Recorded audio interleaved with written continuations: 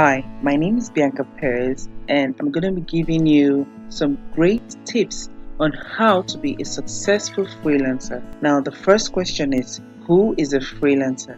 A freelancer is working on a contract basis for a variety of companies as opposed to working as an employee for a single company. Now, a freelancer or a freelance worker is termed commonly used for a person who is self-employed and is not necessarily committed to a particular employer long term. Freelancers are often considered to be self-employed and have the freedom to pick and choose their projects and companies they would like to be associated with. A common profession for freelancing is writing. Now, a writer has the ability to submit their work to as many places as they want without being tired of one company in particular. Now, this takes us to a subheading titled How Freelancers Have Been Ruling and Keeping the Internet Alive. Freelancing job is the archetype for the new millennium, much like artists were to Renaissance and engineers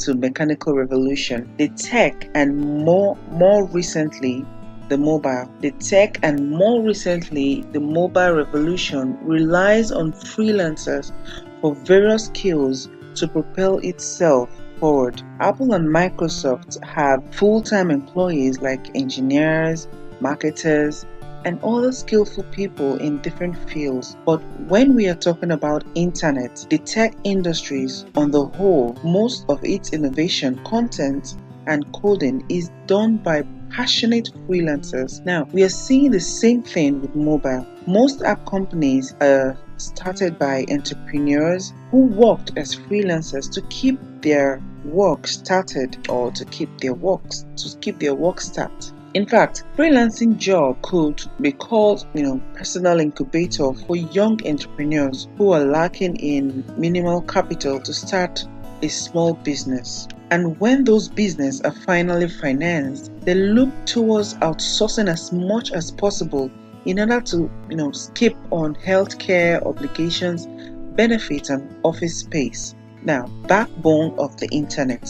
So, make no mistake, small and medium-sized businesses are the ones creating the majority of everything on the internet. Basically, freelancing is the backbone of those businesses. For instance, Elance CEO Fabio Rossetti said they've surpassed 2 million job listings in 2005 from 650,000 in 2011. The most sought after jobs are technical coding, creative, writing, and design jobs. He said mobile app development jobs are also in the rise. Now, the question is, what if the freelancers stop working?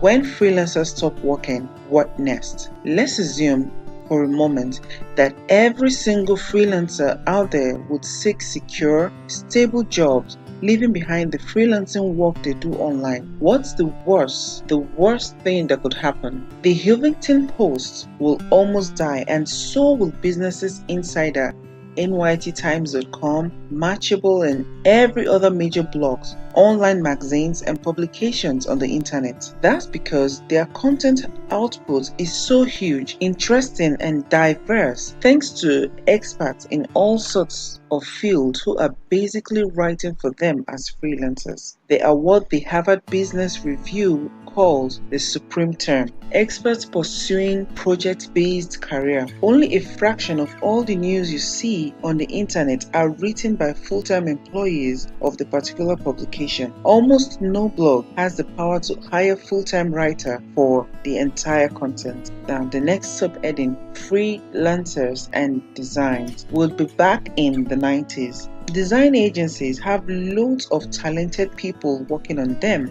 and will probably never die, unlike many advertising agencies. They'll endure thanks to branching out, offering development services, and the corporate need to pay more for something just to justify spending your entire quarterly budget and get a bonus. But the fact is, the majority of designers nowadays are freelancers, and they offer the same services, or oftentimes better, at a fraction of no cost.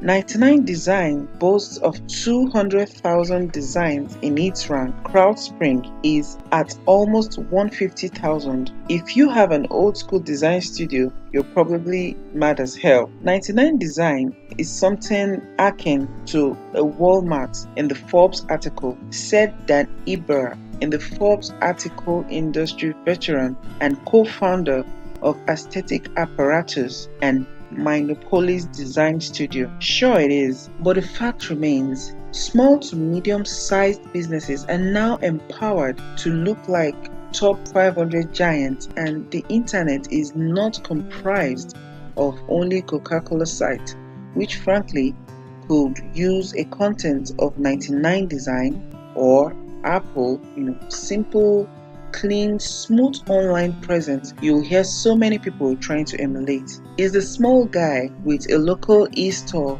who owns the internet. He is the future. It's he who relies on freelancers to get his site looking like it's 2020, and not 1995. And it's the foreign freelancers who are making it all possible. Google Play and App Store. Most of the apps in both giant marketplaces are coming from freelancers or small businesses who rely on freelancers for outsourcing. Yes, there are some bad apps because of this. Yes, I also hate the use of too many ads and ad networks. But the truth is, it's from this chaotic breeding ground that you get the beautiful diversity of the virtual app world in all its 257 chromatic variants. I like that, and so do you. You would want just a few giant apps, no diversity and no massive monopolized. Freelancers and globalization. The planet is in danger.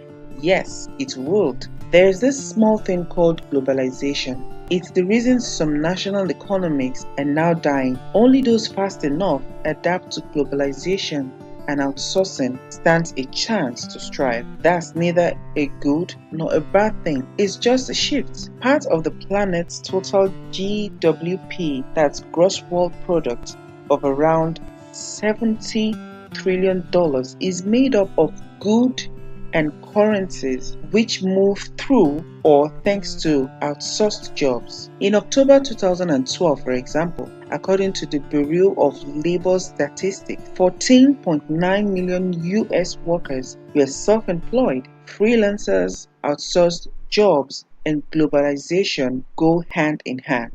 A scenario in which freelancers would all seek secure jobs would start a financial crisis like no other. That's just all sorts of freelancers and the internet.